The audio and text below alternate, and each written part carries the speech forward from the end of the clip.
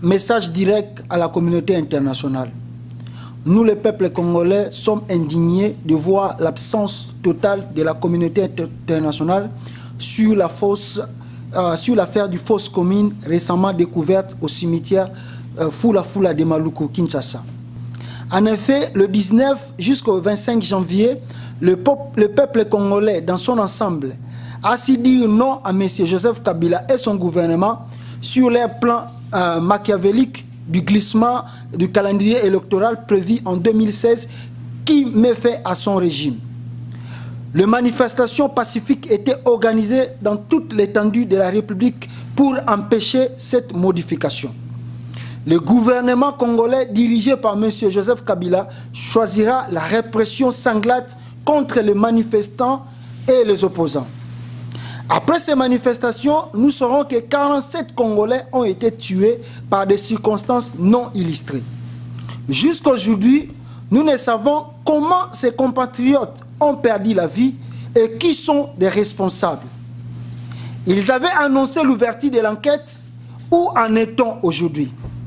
Et voilà, aujourd'hui, la vérité commence à sortir par les 425 Congolais enterrés pendant la nuit aux environs de 4 h du matin dans une fosse commune selon la source officieuse, car nous savons bien le mal intention de ce gouvernement de cacher le nombre exact de personnes inhumées selon Amaluku. Et nous disons que la fosse commune découverte à Maluku n'est pas simplement la première, mais il y a encore plusieurs fosses communes dans toute l'étendue de la République démocratique du Congo. Le gouvernement congolais, pour minimiser les faits, parle de pratiques courantes et plus grave encore des indigents qui n'ont ni droit à la ressource du gouvernement.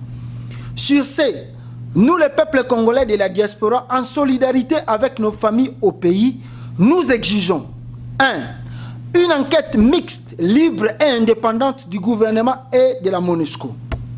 2. Nous exigeons l'ouverture de l'enquête internationale de la CPI.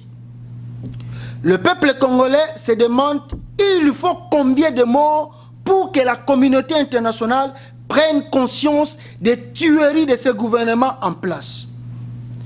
Pourquoi laisser un régime qui n'a ni souci de son peuple régner et dirigé par défi? La question se pose à la communauté internationale.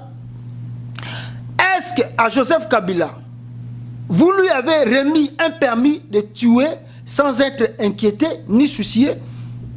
Où sont des sanctions contre lui et son régime? Quelle différence y a-t-il entre le Chebab qui vient de faire les attentats au Kenya et ce gouvernement qui enterre son peuple pendant la nuit?